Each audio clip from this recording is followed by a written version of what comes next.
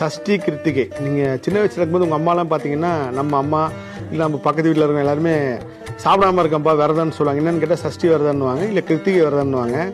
இந்த 2 விரதமும் ஒரு மனிதன் ஆரம்பிச்சுட்டா அவனே நினைச்சாலும் இல்லை அவனே வந்து விடணும்னு நினைச்சாலும் முடியாது. ஏன்னா இந்த 2 விரதமே எங்களுக்கு பிரபஞ்சம் அனுமதி கொடுத்தா மட்டும்தான் உங்களால் இருக்க முடியும்.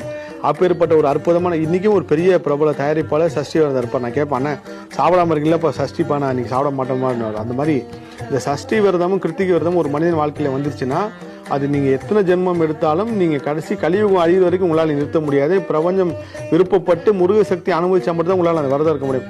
அப்படிப்பட்ட விரதம் தான் அந்த கிருத்திகை விரதம் சஷ்டி விரதமும். சஷ்டி விரதம் இருந்தால் சகலமும் கிடைக்கும் சொல்லி நம்ம முன்னோர்கள் வாக்கு. சகலம்னா என்ன? ஐய பரஸ்பர வாழ்க்கை எல்லாமே. அதனால சஷ்டி விரதம் இருக்கிறவங்க மேக்சிமம் நாளுக்கு நாள் வளர்ந்து தான் போயிட்டு போன தவிர கீழே இறங்கி வரவே மாட்டாங்க. இது நான் கண்ட உண்மை.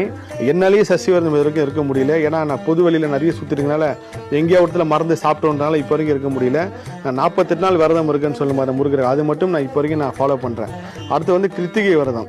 கிருத்திகை வந்து என்னென்னா, எப்படி சஷ்டி விரதம் சகலத்தையும் தருமோ, கிருத்திகை வந்து ஊழ்வினை கருமவினை மாற்றக்கூடிய மிகப்பெரிய சக்தி வாய்ந்த நாள் தான் கிருத்திகை விரதம். அந்த கிருத்திகையில் வந்து இப்போ வந்து ஆடி மாதம்னு அம்மனுக்கு உகந்த மாதம்னு சொல்லுவாங்க. ஆனால் ஆடி மாதம் அம்மனுக்கு மட்டும் உகந்த மாதம் கிடையாது. ஆடி மாதம் முருகருக்கு மிகப்பெரிய சக்தி உள்ள மாதம்.